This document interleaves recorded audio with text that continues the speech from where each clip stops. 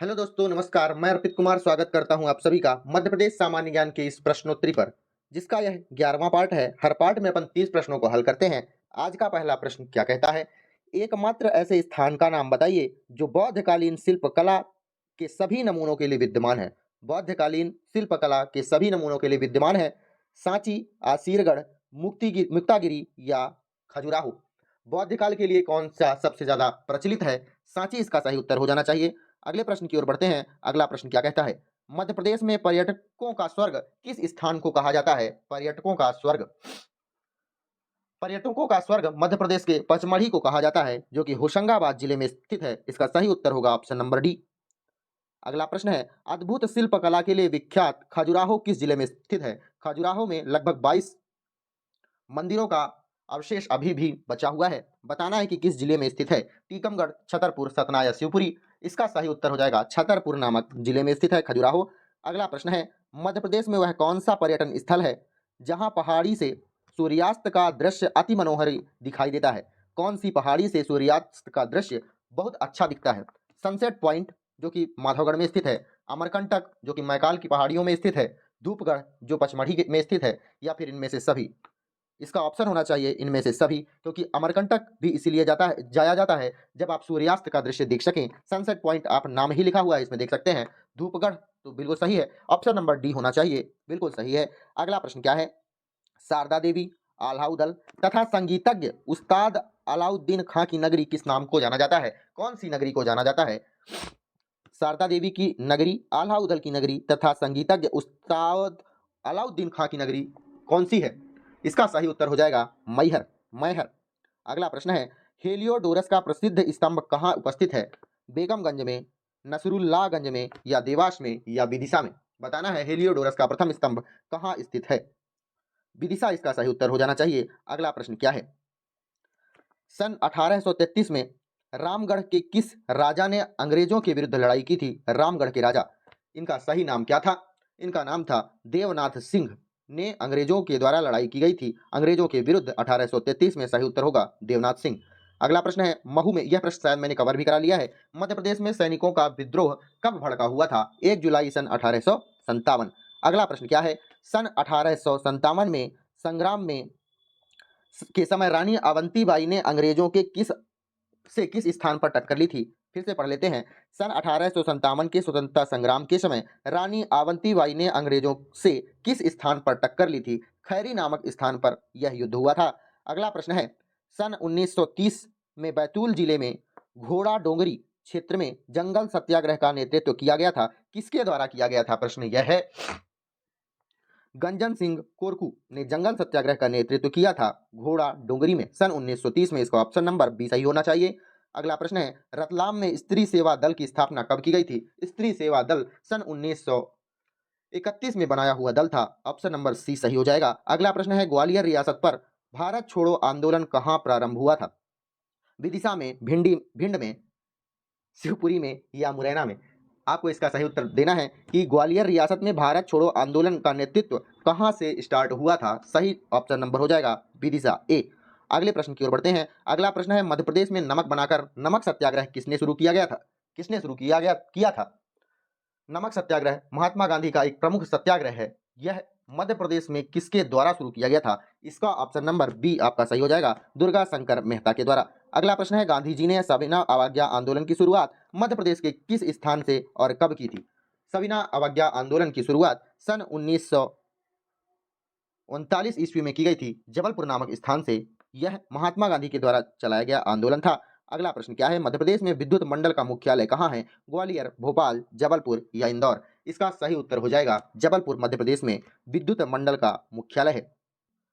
अगले के प्रश्न की ओर बढ़ते हैं। अगला प्रश्न है, अंजुमन खुद्दामे वतन की स्थापना किसके द्वारा की गई थी? यह आपको सही उत्तर बताना है अली खां के द्वारा और मशरिकी के द्वारा। इसका मतलब ऑप्शन नंबर बी सही होना चाहिए। अगले प्रश्न की ओर बढ़ते हैं। अगला प्रश्न क्या है? निम्नलिखित में से किस स्थान पर तापीय बिजली उत्पन्न नहीं की जाती है? तापीय बिजली के बारे में बात की गई है। तापीय बिजली के बारे में सतपुड़ा विद्युत केंद्र में, चांदनी विद्युत केंद्र में, जबलपुर विद्युत केंद्र में या बरगी विद्युत केंद्र में? बरगी विद्युत केंद्र या फिर Bargi hydro electrical power power plant की स्थापना कब की गई थी? सन 1960 में इसकी स्थापना की गई थी। Bargi hydro electrical power plant की स्थापना 1960 में नर्मदा नदी पर की गई थी। बरगी कहाँ स्थित है? मध्य प्रदेश के जबलपुर जिले में स्थित है बरगी ताप विद्युत केंद्र। इसका मतलब ऑप्शन नंबर डी इसका सही उत्तर हो जाना चाहिए। अगले प्रश्न की ओर बढ़ते हैं। प्रथम पंचवर्षीय योजना का प्रमुख उद्देश्य क्या था?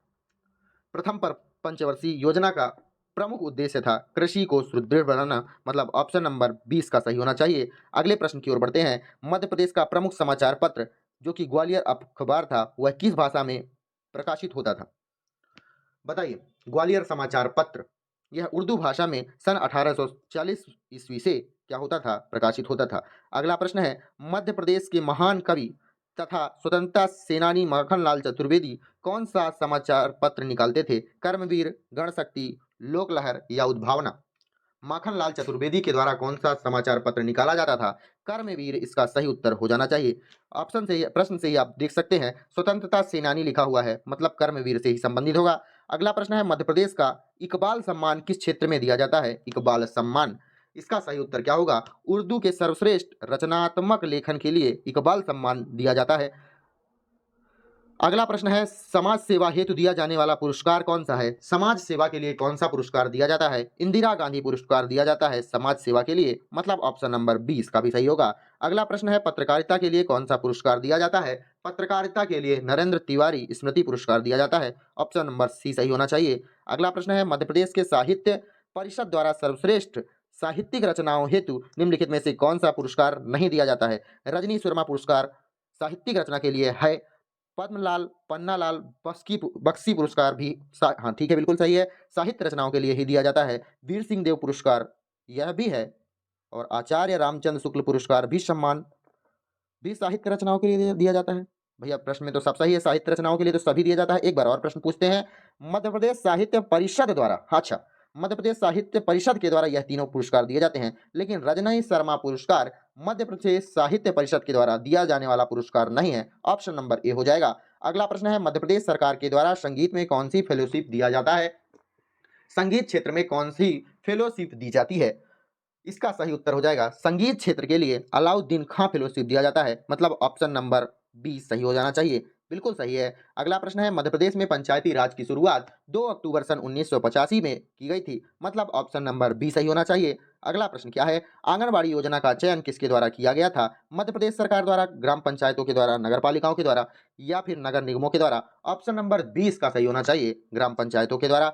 अगला प्रश्न है। मध्य प्रदेश में अनाथ बच्चों के लिए अनाथालयों की निम्नलिखित में से क्या नाम दिया जाता है? बनाए गए अनाथालयों को निम्नलिखित में से कौन सा नाम दिया जाता है? बेसहारा बच्चों के लिए सेवाश्रम, यह नाम तो बिल्कुल नहीं दिया जाता है। अनाथ संघ नहीं। हाँ, मातृ कुटीर योजना के अंतर्गत अनाथालयों का नाम भी रखा गया है मातृ कुटीर, मतलब अनाथ बच्चों के रहने के लिए मातृ कुटीर नामक स्थान का चयन किया गया है, ऑप्शन नंबर सी सही उत्तर हो जाएगा। अगला प्रश्न है।